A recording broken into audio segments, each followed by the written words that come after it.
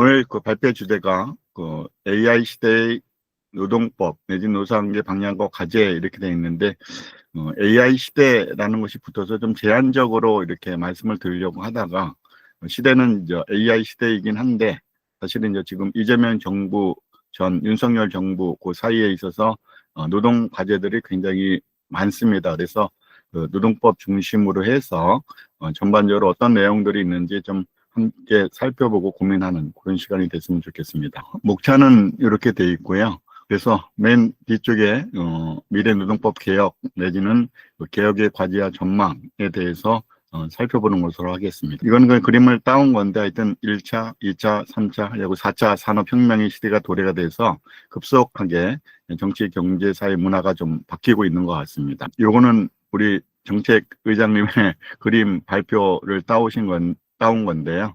대한민국이 선진국이라고 하는 부분들은 계속 얘기는 되고 있는 것 같습니다. 근데 이제 이것이 지속 가능한 국가인가라는 부분들을 한번 살펴보도록 하겠습니다. 저는 이 그림을 좀 자주 인용을 하는데요.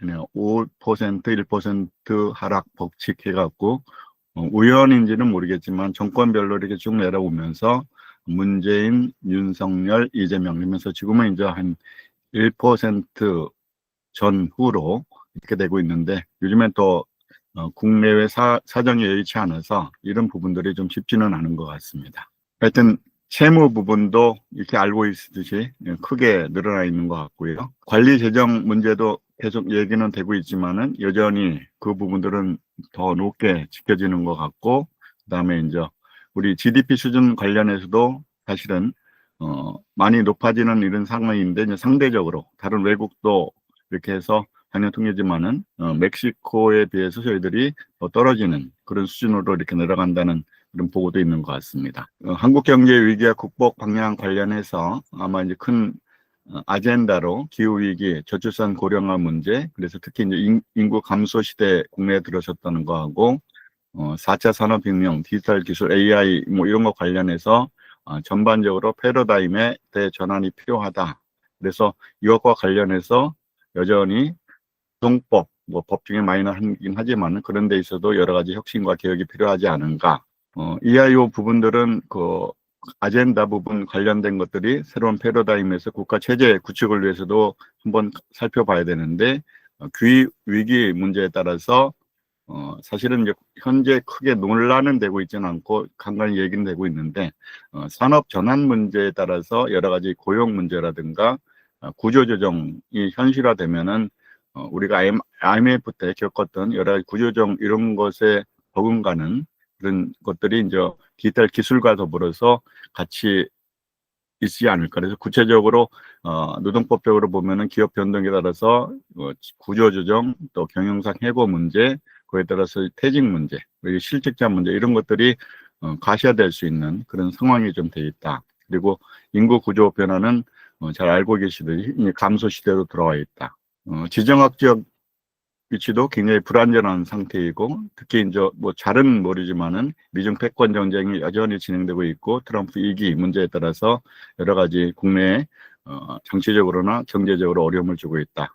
그다음에 경제 관련된 것들도 여전히 여러 가지 변화 그런 속에서 뭐 아까 말씀드렸듯이 산업주적 재편에 따른 노동시장 유연화 문제라든가 일자리 변화 확산 문제, 일자리 방식 변화 문제 이런 것들은 여전히 저희들이 직면한 과제이다. 오늘 뭐 AI 시대 얘기를 하면서 이런 부분들 관련해서 여러 가지 우리 인공지능 뭐 이런 걸 얘기하면서 요즘에 이제 이재명 정부에서도 R&D 투자 확대를 해서 특히 이제 그런 것들에 관련해서 민간 역할을 강화한다라고 하는데 노동적인 부분에 관련해서는 맨 하단에 보듯이 노동 수요자 기업의 일자리 창출을 유인하는 억제 정책, 법인세 인상이라든가 노란봉투법 통과, 뭐 요즘에 정년 논의 뭐 이런 것들이 같은 선상에서 어떻게 이제 사실은 고용 노동 시장에 영향을 미칠 것인가라는 부분들은 긍정적인 부분도 있지만은 사실 부정적인 부분이 더 크지 않은가라는 부분들. 그래서 이제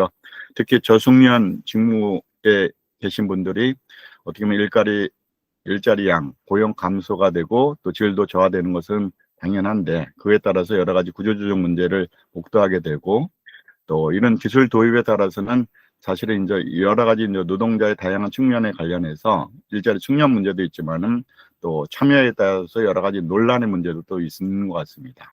사회 불평등 심화라고 했는데 노동시장에서 이중 구조화 문제는 사실은 현재의 문제는 아니고 계속되어 있는 이런 이중구조 양극화 불평등 문제 관련된 것이 굉장히 복잡한 상황으로 돼 있어서 매 정권마다 해결하려고는 노력을 했었는데 구조적으로 굉장히 어렵다.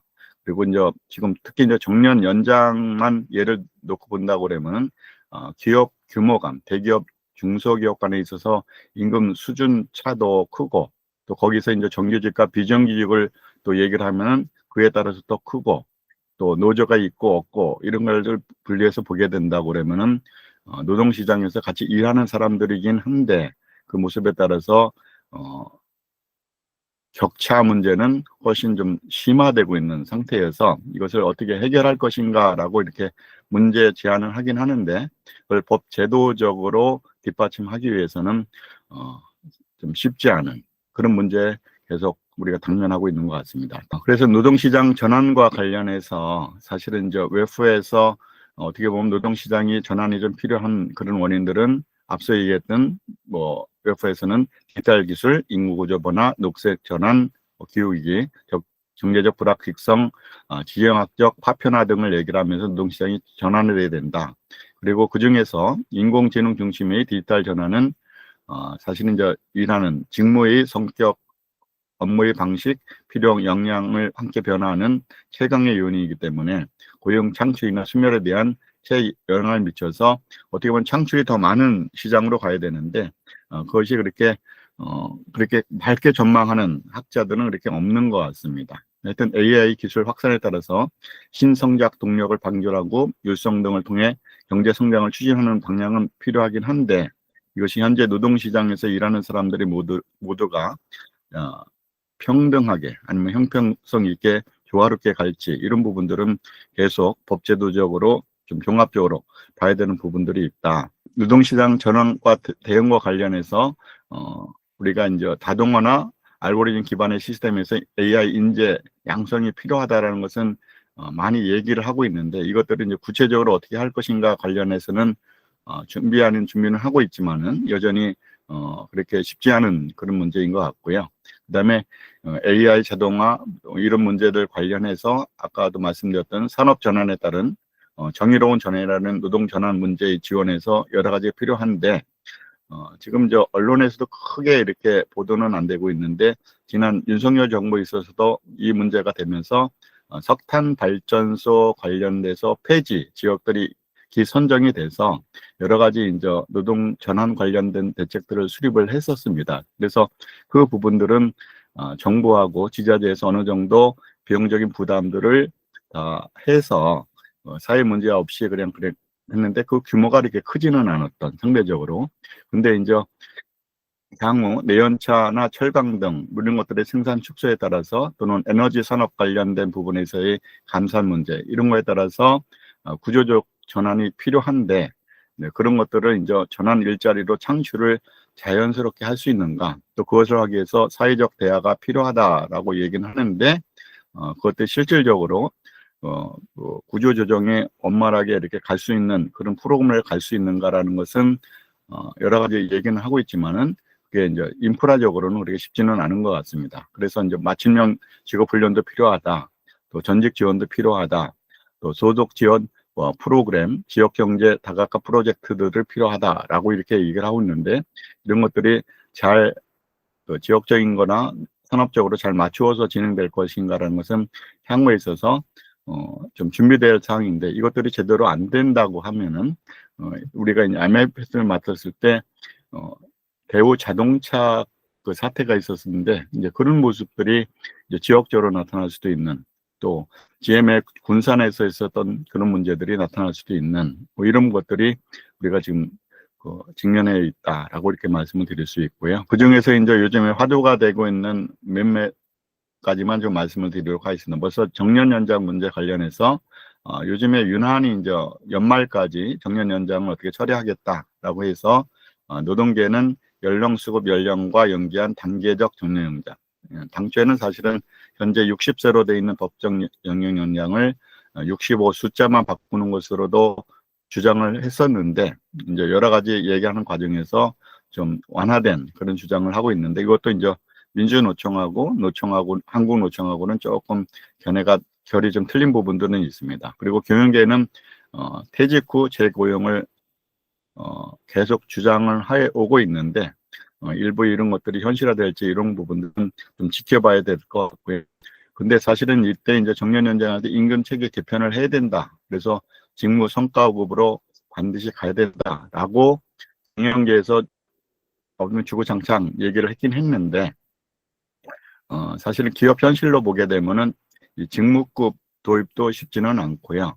그다음에 성과급제 뭐 이런 도입하는 운영들도 현행 노동법 체계 내에서는 운영이 이렇게 쉽지는 않습니다. 그래서 어떻게 보면은 주장은 이때 실질적으로는 지금 2016년도에 정년 60세로 연장할 때 임금 피크제 도입에 따른 여러 가지 법적 분쟁이 재현되어 있으면서도 실효적인 효과들이 좀 없는, 그래서 결국은 65세로 정년이 된다라고 하게 되면은 아마 이제 대기업이나 공공 부분, 공무원 뭐 이쪽들 부분들에서는 정년 연장이 되는데 실질적으로 민간 기업 영역에서는 훨씬 더 조기 퇴직 내지는 명예퇴직에 대한 그런 부분들이 좀 있지 않을까. 그 징표로서는 요즘에 한참 잘 나간다는 회사들, 그래서 이제 명예퇴직을 종용하는 그런 모습들이라든가 은행권 구조조정 문제 뭐 이런 것들이 한 상대적인 시그널이라 볼 수 있지 않을까. 하여튼 이런 고령 연장을 하기 위해서는 임금체계 개편, 또 직무급 중심의 인사관리체제, 직무 재설계, 경력 설계 및 전환 지원 등의 종합적인 접근이 필요하다라고 이렇게 말씀을 드릴 수는 있는데 이것을 어떻게 민간 하여튼 기업 내에서 관점에서 본다고 그러면 이것을 할 수 있는가라는 이런 부분들 관련해서는 저희들이 정말 아주 대기업 부분에서는 기업이 생존하기 위해서 대응을 하는데 저희들이 사실 중소기업이 80% 살고 많은 근로자를 차지하는 부분에서는 뭐 어떻게 될지 이런 부분들은 굉장히 좀 걱정되는 부분입니다. 그래서 그럼 65세를 하지 말자는 거냐라는 부분에 관해서는 여러 가지 고령화 문제에 따라서 필요는 한데 이것을 어떻게 연착륙시킬 수 있는 방안들이 뭘까라는 고민들이 더 필요하지 않은가라는 생각이 들고요.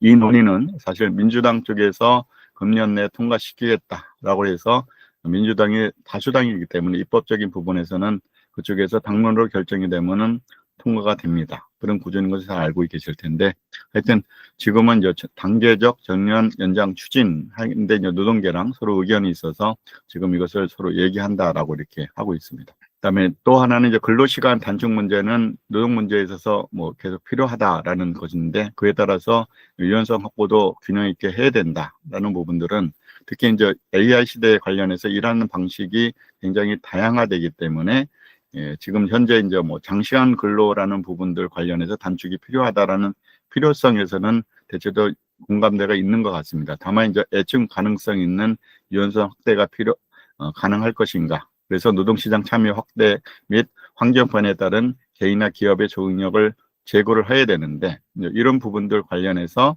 지난 윤석열 정부 내에서도 여러 가지 논의가 있었는데 그때 정책평가는 좀 실패했다. 이렇게 한게 뭐 입법된 게 별로 없었기 때문에 그리고 이번 이재명 정부 내에서는 현재 국회 상황에서는 실노동시간 단축 로드맵 추진해서 이 법도 제정하겠다고 하는데 사실은 이제 요즘에 뭐 12월 3일을 휴일로 하느냐 또 7월 17일 제헌절을 또 공휴일로 하느냐 뭐 이런 등등 해갖고 휴가일수를 좀 늘리는 그런 부분들이 있는데 하여튼 그런 거 포함해서 사실 주 5일 근무제 관련된 부분들을 공약사항이나 국정과제로서 주 4.5일제를 정착하기 위한 그런 일환이 사실 이 장시간 근로 시간 단축 그런 얘기고요. 그런 와중에서 연차 휴가도 적극 써라라는 제도적인 그런 방향. 그다음에 이제 요건 약간 전문적이긴 한데 하여튼 임금을 한꺼번에 다 주는 포괄 임금 이런 것들을 금지하는 뭐 이런 걸 통해서 주점 4.5일제를 지금 이제 경기도 같은 경우는 시범적으로 하고 있는데요. 하여튼 이런 부분들 관련해서 이번 정부에서는 좀 적극적으로 추진을 하고 있는 것 같습니다. 근로시간 단축 관련 유연성 요 관련은 통계적으로 사실 저희 나라가 다른 유럽이나 뭐 이런 국가에 비해서 총량적인 근로시간은 많은 것은 사실인데, 그것은 저 국가마다의 역사화, 문화 이런 부분들이 좀 배경들이 차이가 있는 이런 부분들을 어떻게 좀 근로문화라든가 이런 것들을 좀 비교해서 좀 더 세심하게 검토가 돼야 되는데, 하여튼 간에 총량 근로시간을 줄여야 된다라고 해서 사실 지난 한 20, 30년 동안 그래도 근로시간 수가 좀 많이 줄어들었습니다. 근데 그 외에 근로 형태 중에서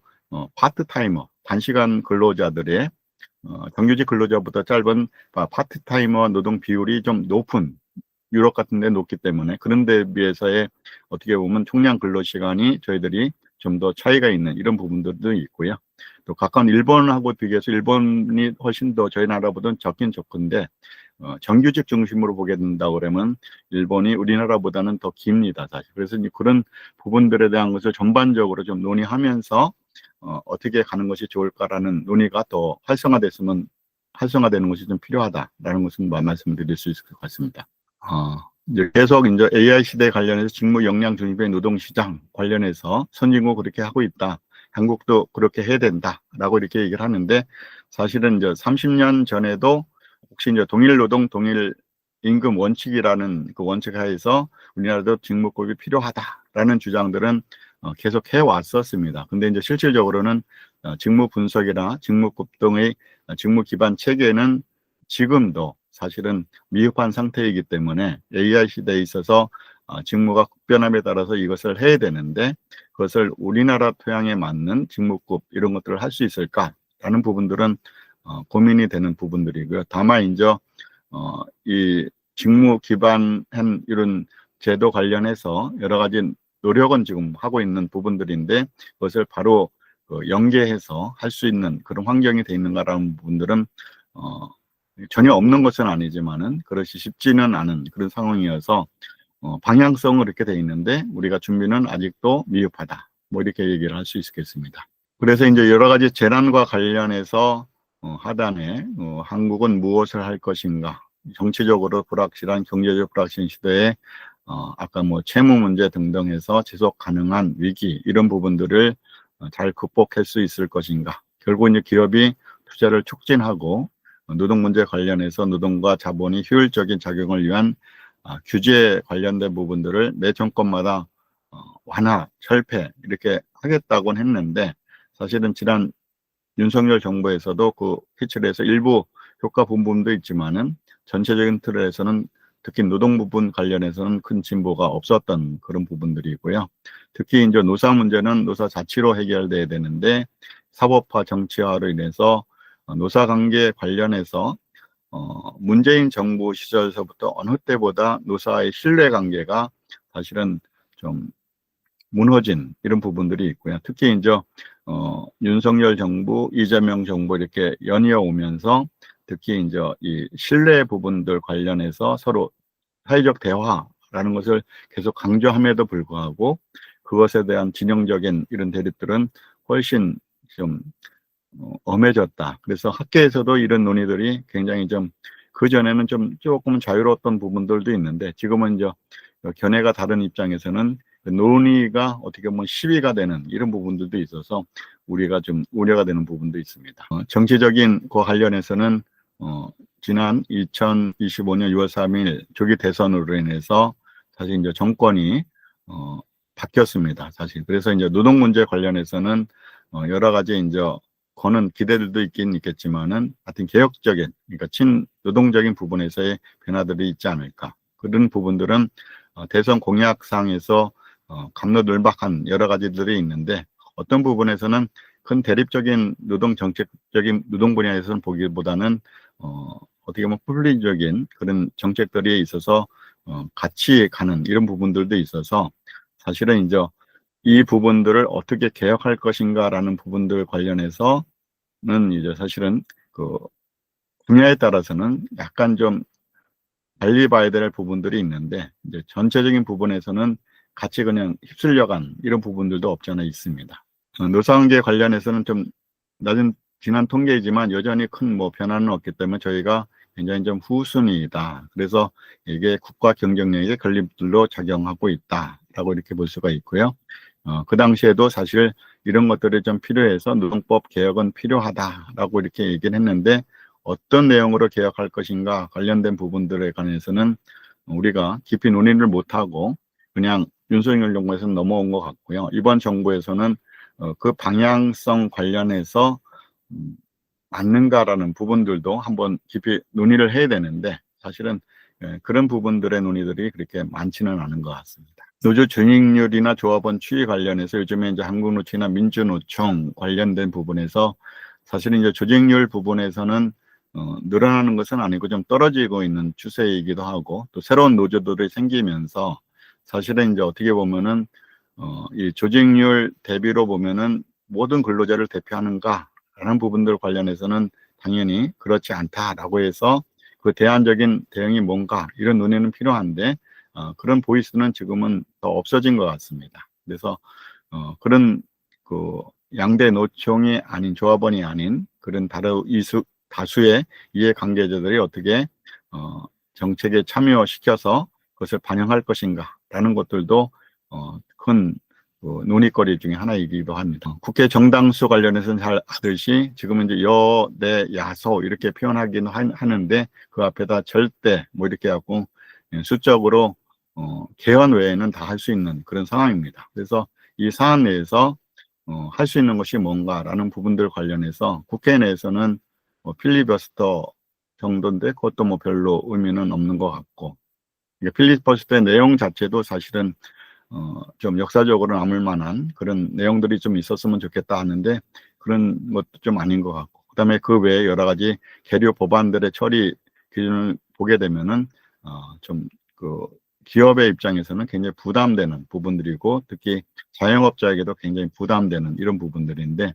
여기서 하나가 이제 5인 미만 사업장 관련해서는 바로 뭐 적용은 하지는 않겠지만 단계적으로 확대가 된 그런 와중에서 여러 가지 사실은 이 기업들, 자영업자 이런 부분들에 관해서 어려움은 예상이 됩니다. 근데 하여튼 이것도 가능하면 연내나 내년 초중에 입법하는 이런 부분들이 있는데요.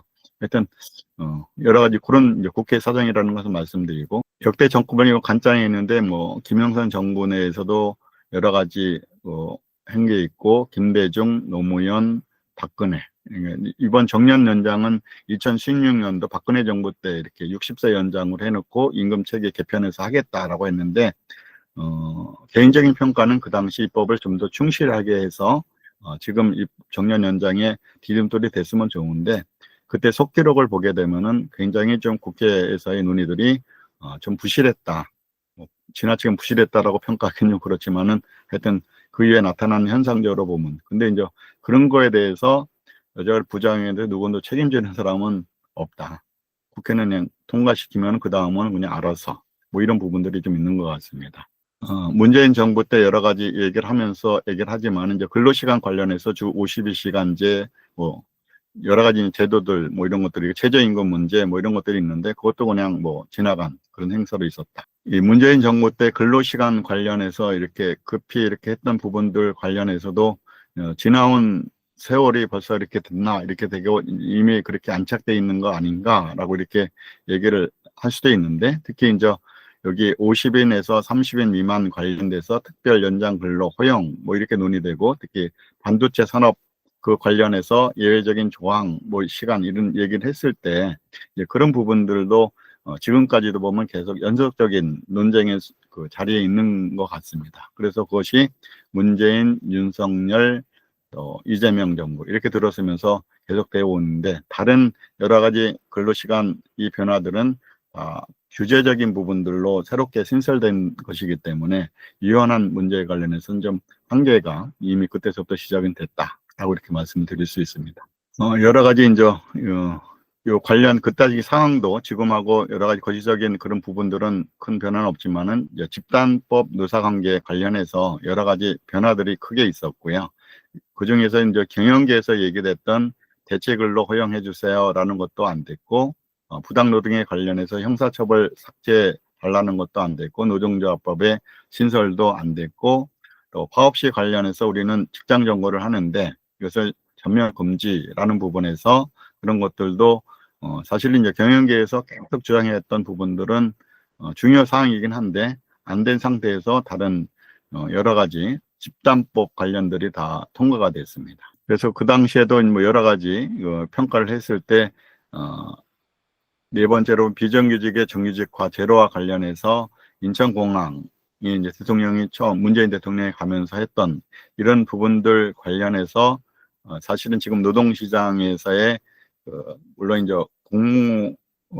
공무직이라고 그러나요? 기간이 정함이 없는 그런 공무직들이 이제 자회사를 통해서 이렇게 했던 부분들이 향후에는 아마 이제 원하청 관련 문제 관련해서 유사하게 이제 정규직화하는 이런 부분들의 주장들이 나올 수 있는데 그것들을 이제 현실적으로 어떻게 안착시킬 수 있을 것인지라는 것은 좀 많은 고민이 되는 부분들이 있고요. 여기 최저임금제의 급격한 인상 부분들도 그때 시절로 이렇게 되는데 이미 이제 상당히 올라간 상태에서 계속 안고 가야 되기 때문에 여러 가지 문제들이 이때도 이미 배태돼 있었던 것은 아닌가 그런 생각이 듭니다. 윤석열 정부에서는 크게 하나로 얘기를 하면 노사 법치주의 확립은 했다라고 이렇게 긍정평가를 하고 할 수 있는데 그 외에는 법개조 개선할 것을 국회에서 한 건도 처리할 수 없었기 때문에 결국은 가시적인 그런 효과는 좀 없었다.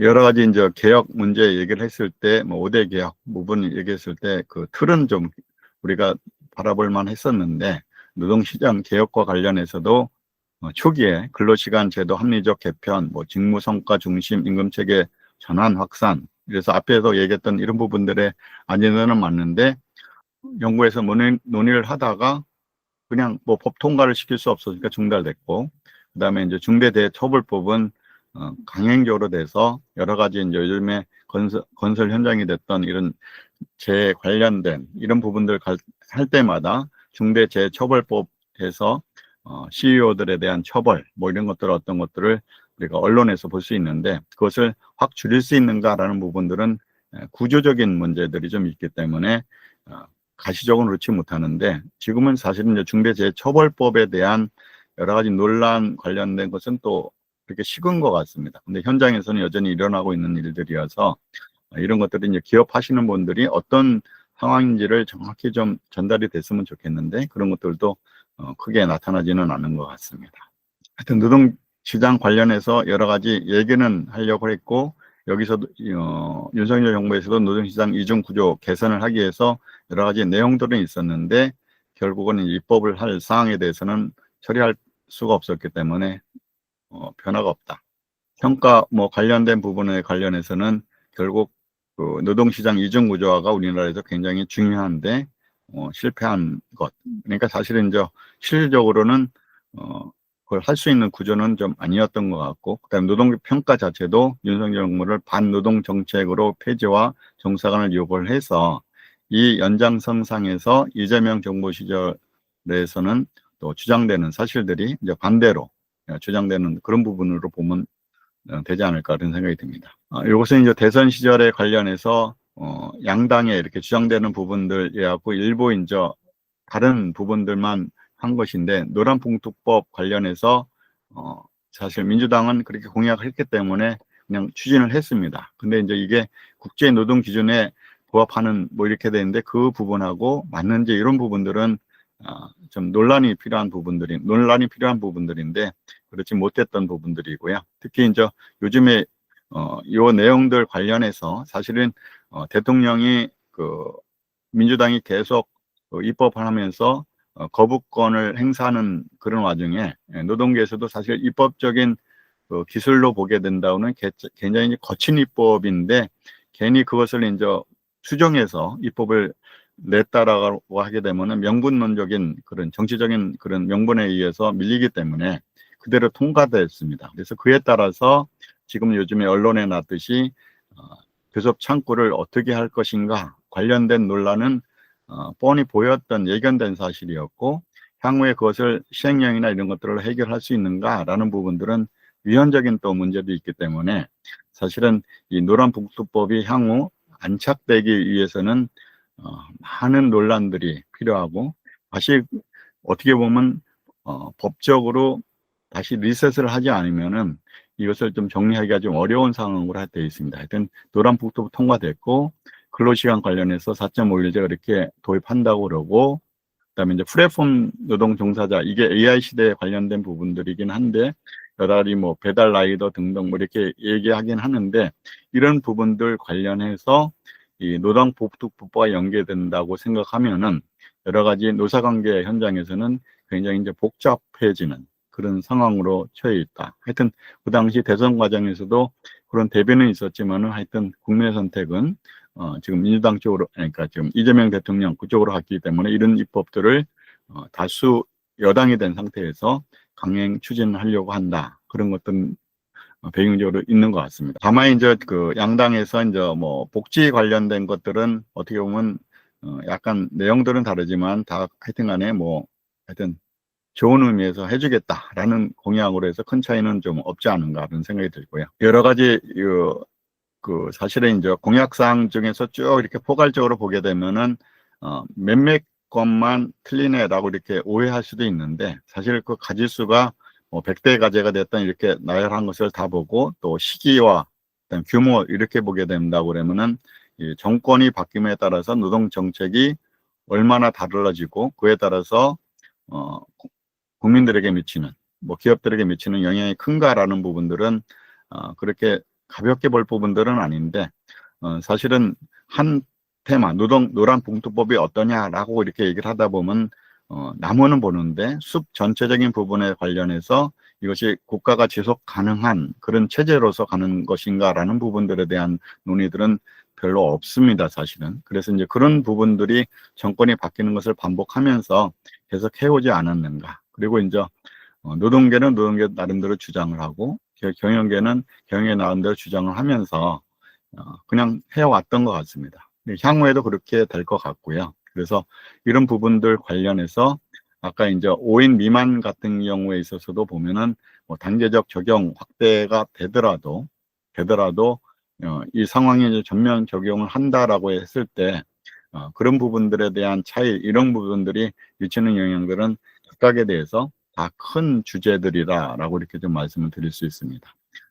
이런 와중에 이제 특히 이재명 정부 들어서면서 노사단체, 특히 이제 노동계에서 주장한 내용들이 어떻게 보면 특히 이제 한국노총과 민주당은 정책 연합을 했기 때문에 정책 연합 속에서 그것을 그대로 이행하는 이런 부분들은 노동계 주장을 정당이 받고 또 정부가 받는 이런 상태에서 입법이 되기 때문에 어느 때보다도 많은 입법적인 해결 사항들은 처리를 할 수가 있습니다. 근데 다만 이제 그 처리 결과가 사실 국민들에게, 흔히 이제 민생을 위해서 입법인지 또 기업이나 근로자를 위한 입법인지 이런 부분들은 좀 엄격하게 봐야 될 부분들이 있는데, 그것이 이제 노동조합을 위한 입법인지 뭐 이런 등등에 관련된 그런 여론적인 논의들은 좀 필요한 것 같습니다. 경제단체에서도 나름대로 매번 할 때는 여러 가지 주장을 했었다라는 것을 말씀을 드리고 싶고요. 한국노총도 크게 여러 가지 주장을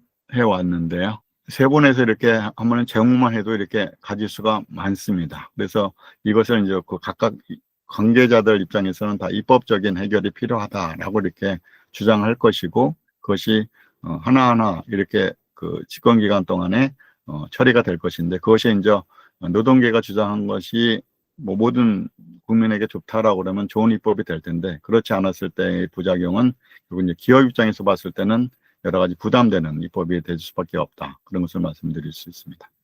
민주노총도 하면서 이렇게 보면 되면은 특히 이제 노동 기본권 관련된 부분들 관련해서는 민주노총에서 훨씬 더 강하게 주장을 해서 다른 입법보다는 초기에 입법을 해달라라고 이렇게 해서 노조법 통과 이런 것들 제1 공약 사항으로 추진이 됐었고, 향후에 지금 이제 초기업 교섭 문제라든가 또는 아까 이제 그 플랫폼 종사자 관련된 그런 것들에 대한 사회보험 전면 적용 문제라든가 또는 비정규직 사용하고 있는데 이런 것들 더 엄격하게 유지해달라든가, 또는 요즘에는 이제 재해 관련해서 현장에서의 작업 중지권 이런 부분들 관련해서도 헌치 이제 기업이 노동 근로자들이 자유롭게 좀 원활하게 해달라 뭐 이런 주장들이 있는데, 이런 등등이 좀 더 촘촘하게 입법화 된다라고 그러면은 기업 현장에서는 현행보다는 여러 가지 이제 주제적인 그런 사항으로 노동 부분들이 좀 들어가지 않을까 그런 생각이 듭니다. 앞서 얘기했던 여러 가지들 관련해서 특히 이제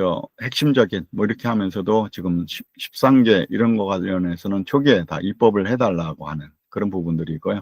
요즘에 또 보면은 그 동일 노동, 동일 임금 원칙 관련해서 이것을 좀 실현해달라. 그러니까 결국 이제 정규직과 비정규직의 차이, 대기업과 중소기업의 차이, 노조 있는 없는데 차이 뭐 이런 부분들 관련해서 같은 노동이라고 그러면 동일 임금 해달라라고 하는 것은 원칙이긴 한데 그것이 이제 직무급이 안 된 상태에서 가능한가라는 부분들은 여러 가지 또 문제들이 좀 있습니다. 하여튼 이런 등등해서 여러 가지 논란이 있고요.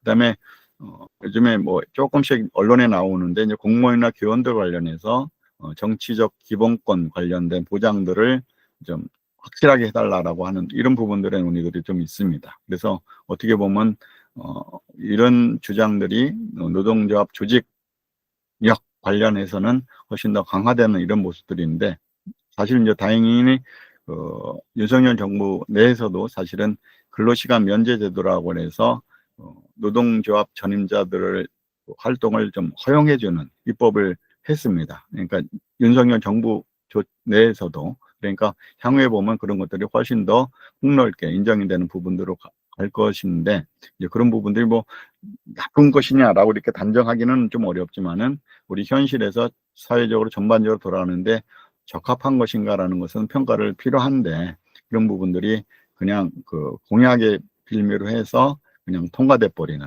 이런 부분들이 있어서 좀 여러 가지 좀 우려가 되는 부분들이 있고요. 또 하나는 이제 이 상병수당 문제도 굉장히 좋은 제도이다라고 하는데 사실 이제 누가 돈을 대는가라는 부분들을 생각했을 때에는 이 부담이 컸을 때는 여러 가지 이제 기업들의 부담들이 좀 커질 수밖에 없는 이런 결국 이제 국민들의 부담이 커질 수밖에 없는 이런 부분들이 있는데 이제 그런 것들도 좀 더 가셔야 될 것이다. 요 부분은 그 이재명 정부 고용노동정책 방향에서 간략하게 얘기하고 있는 이런 얼개인데요. 노동과 함께하는 진짜 성장이란. 그래서 성장인데 왜 진짜를 붙였을까라는 개인적인 궁금함이 있어요. 하여튼 진짜 성장이라고 합니다. 그래서 이제 기업이나 노동자 공존을 위한 사회적 대화 촉진을 해서 사회적 대화를 굉장히 강조하면서 여러 가지 이제 정책들을 하겠다라는데 그 다음 이제 정책의 내용들입니다.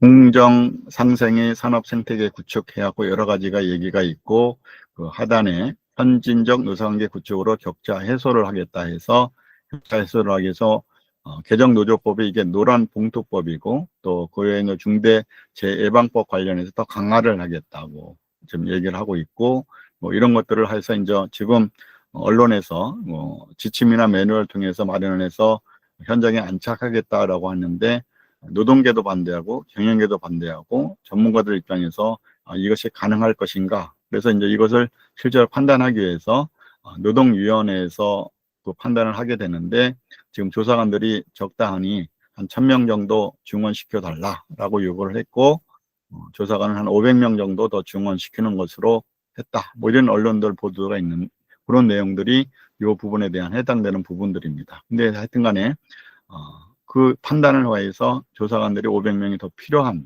일들이고 그 외에도 여러 가지 또 문제들이 있는데 하여튼 그런 내용들이 좀 있는 것 같습니다. 여러 가지 뭐 임금 체불 문제도 있고 뭐 하여튼 노동시장 관련된 또 퇴직금 관련된 뭐 이런 그다음에 이제 AI 시대 뭐 이렇게 얘기를 하는 부분들 관련해서 보면은 참 좋은 그 재직자, 구직자 인프라를 구축하는 또 평생 직업 능력 개발을 하는 뭐 이렇게 되는 것들은 기본적으로 필요한 이런 부분들인데 이런 것들이 이제 사회 전반적으로 변하는 와중에서 얼만큼 제 역할을 하면서 자리를 잡을 것인가는 당연히 준비를 하고 필요한 부분들이긴 한데 이제 노동법적인 관점에서 그것들이 규제적인 부분에서 잘 맞물리 서로 어긋나지 않고 잘 될 수 있는가라는 것은 보면서 이런 것이 좀 안착되는 것들은 준비하는 것은 필요한 것 같고요. 또 지역 고용 위기 선제적 대응 뭐 이렇게 갖고 여러 가지 이런 부분들도 있는데 이제 이런 부분들도 사실은 우리가 재정적인 여건 내에서 잘 할 수 있는 이런 부분들을 찾아갈 부분들이 좀 있는 것 같습니다. 일자리 창출 관련해서 여러 가지 해서 진짜 성장을 하기 위해서 인공지능 관련된 이런 것들을 하겠다라는 부분에서 그런 긍정적인 일자리 창출 효과가 나타났으면 좋겠습니다. 청년 일자리 문제, 이제 아무리 강조해도 지나치지는 않는데요. 근데 기업 현실에서나 기업 경영에서는 이렇게 만만치는 않는 것 같습니다. 사실은. 그러니까 이제 경제 성장에 따라서 여러 가지 기업들이 투자를 해야 되고, 그에 따라서 이제 청년들이 고용이 돼야 되는데, 실질적으로 이것들이 이제 얼마 내내 통계적으로는 하여튼 청년 실업률이 높게 나타나는 건 사실이어서 큰 국가적인 과제인 것 같습니다. 어느 정권이 됐든 이런 문제들도 있는 것 같습니다. 노동시장 관련해서 세주 4.5일제 논의 뭐 이런 것들하고 그다음에 이제 법정 정년 연장 추진 이런 것도 있고, 그래서 맨 마지막으로는 이 사회적 대화를 중증적으로 해야 된다. 그래서 근자에 경제사회노동위원회 관련돼서 새롭게 이제 위원장이 갖고 이제 그런 상태에서 이렇게 동원을 하게 되는데, 그 역할에 관련해서도 여러 가지 논란은 좀 있는데 하여튼 이런 방향을 갖고 있는 것 같습니다. 노동시장 환경은 좀 변화하고 있는 것 같습니다. 그리고 오늘 노사관계 뭐 이렇게 좀 말씀을 드리려고 해서 하나로도 사실 다 말씀을 드릴 수 있는데, 사실은 이제 노동시장 이중 구조 관련해서 노사관계 관련해서 보면 좌측에 중앙 차원에서 기업 차원에서 또 맨 우측에 보시면 노사관계 불안정을 어떻게 해소할 것인가, 또 교섭 구조가 고비형이 되지 않은 것을 어떻게 할 것인가, 또 노동시장 이중 구조와 이런 것들을 같이 세팅으로 이렇게 해야 되는 이런 그림을 그릴 수는 있는데,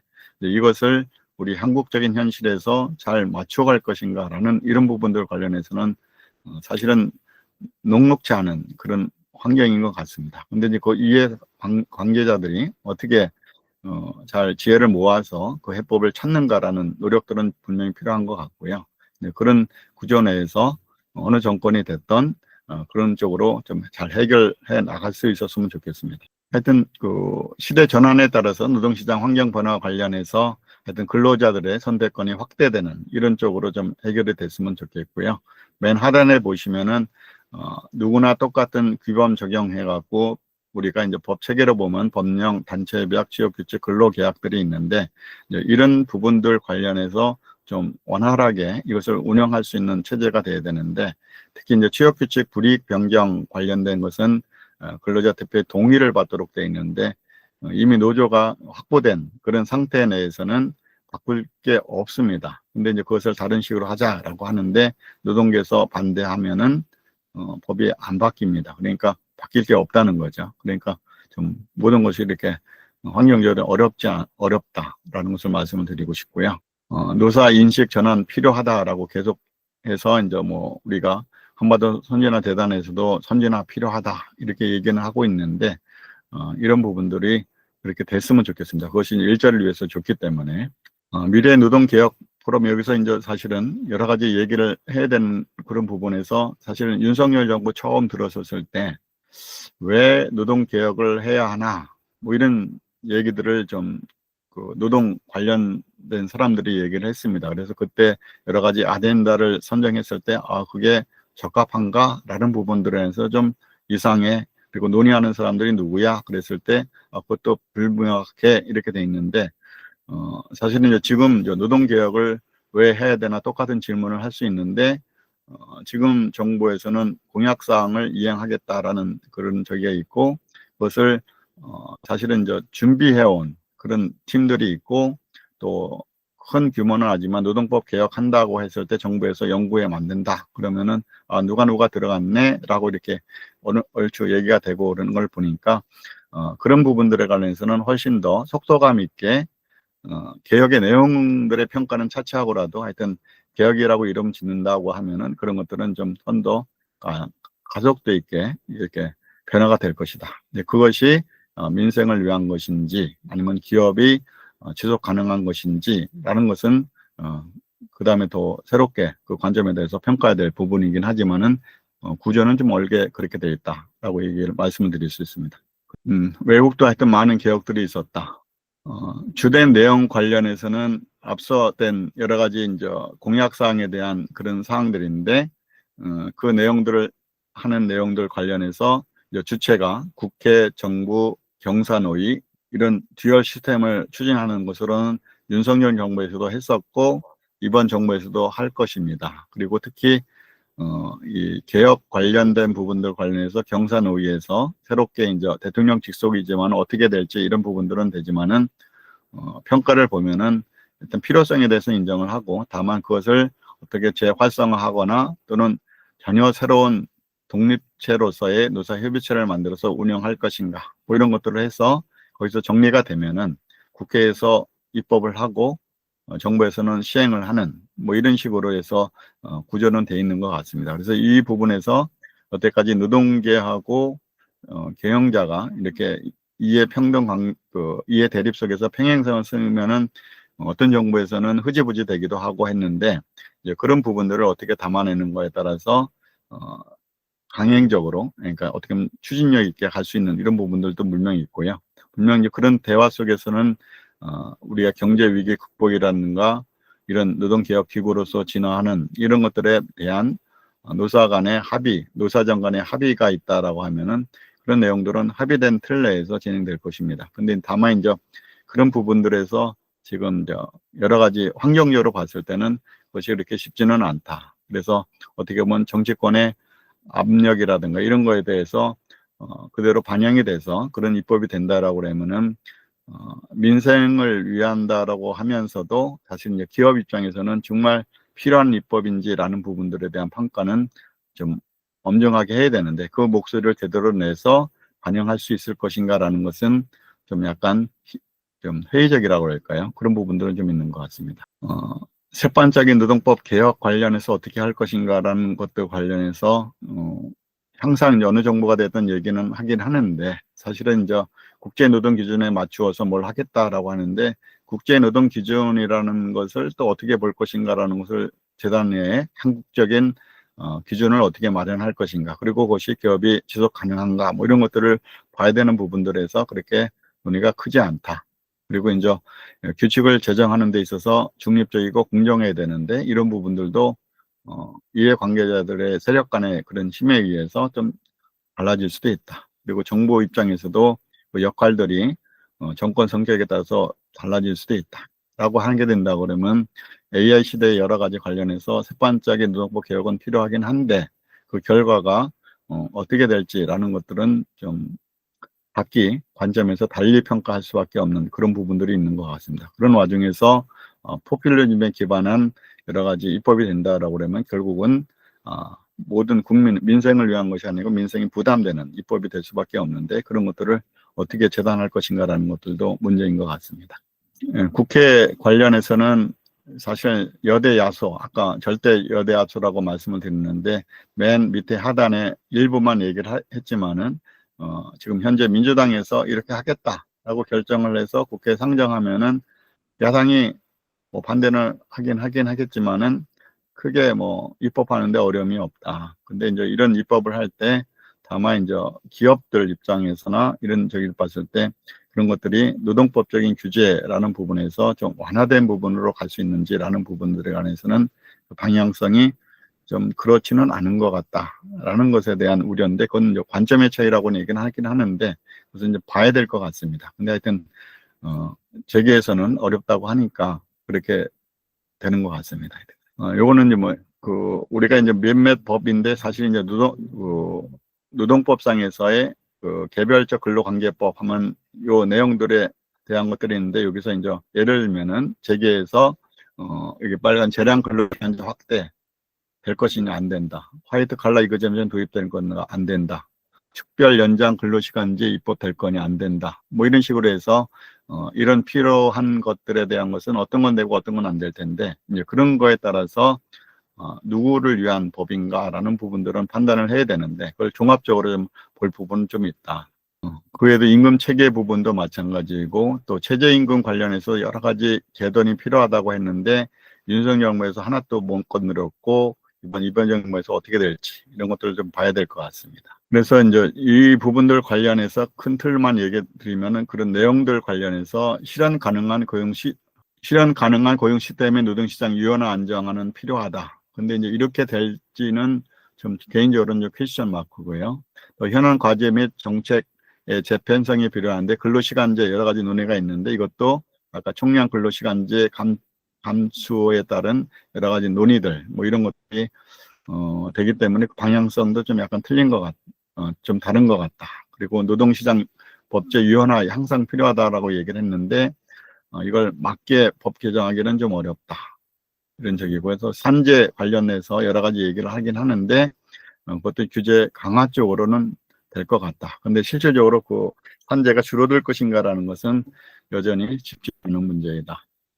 점진적으로 착실하게 대응할 필요가 있다라는 부분들은 뭐 어느 정권 들어서면서 똑같은 얘기를 할 수 있는 부분들이긴 한데 특히 이제 지난 윤석열 정부는 3년 동안 이런 와중에서는 이런 틀에 대한 부분들이 좀 하기는 했었는데 충분히 그것을 담아낼 만큼 수기적인 부분들은 아니지 않았는가. 그리고 결과적으로 국회에서 입법이 거의 처리가 된 부분들이 없어서 사실 이제 규제 개혁이라는 그런 부분들 관련해서 걸맞는 입법들은 없었고 다만 이제 시행령상에서 할 수 있는 노사관계 뭐 법치 뭐 이런 것들은 있었는데 그것이 이재명 정부 들어서면서 다시 이제 복원되는 그러니까 원래 없었던 일로 되는 이런 모습들로 가는 부분들이 좀 있고요. 특히 이제 파업기간원에 손해배상 청구했던 그런 사건들도 소송을 취하함으로써 없었던 일로 이렇게 되는 그런 모습들 내서 3년의 흔적이 뭔가라는 부분들 관련해서 노사관계 부분에서는 기억에 남는 것이 별로 없다. 그리고 이제 노동시장 이중 구조 문제 여전히 큰데 이걸 어떻게 할 것인가 또는 고용보호 조정 관련해서 근로시간 유연화해야 되는데 이것이 가능할 것인가 또는 국민의 고용 가능성 제고 관련해서 여러 가지 하겠다고는 매번 했는데 해보니까 쉽지는 않더라 이런 적이고요. 그다음에 이제 초고령화 초저출산 대비 관련해서 정말 중요하다 인구 절벽이다 이렇게 얘기를 하고 있는데 한 단계로 이제 법정 정년 연장제도 논의하는 그런 과정에서 이것이 충분한 대비책인가라는 부분에서 좀 아쉬움이 있다. 그렇게 얘기할 수 있습니다. 향후에 있어서 이제 성장과 통합, 복지 뭐 이런 것들을 이제 누구나 다 지속 가능하게 해야 된다라고 이렇게 얘기를 하고 있는 것 같습니다. 근데 다만 이제 평가 한계적인 부분에서는 진정한 사회적 대화보다 보수 진보 처방의 교차 이런 부분들에서 유명무실화되지 않게 했으면 좋겠는데 역시 이제 정권 성격에 따라서 인사들이 또 정권에 따른 인사가 되기 때문에 이 지속 가능성 있는 부분에서 아마 윤석열 정부에서 여러 가지 노동 정책했던 부분들에 연계가 돼서 계속 유지가 될지 이런 것들은 한번 보면 되는데 그렇지 않다라고 그러면은 결국 정권 성격마다 노동 정책이 좌우로 왔다 갔다 하는 유동치는 이런 부분들도 좀 있는 것 같고요. 다만 윤석열 정부에서는 우로 가려고 했다가 관계 없다. 그리고 이제 노사는 자기 주도적 개혁보다는 정부나 정당 이런 것들을 해서 해야 되는데 그것이 대부분들이 이제 정치화 경향이 있어서 그렇게 쉽지는 않다.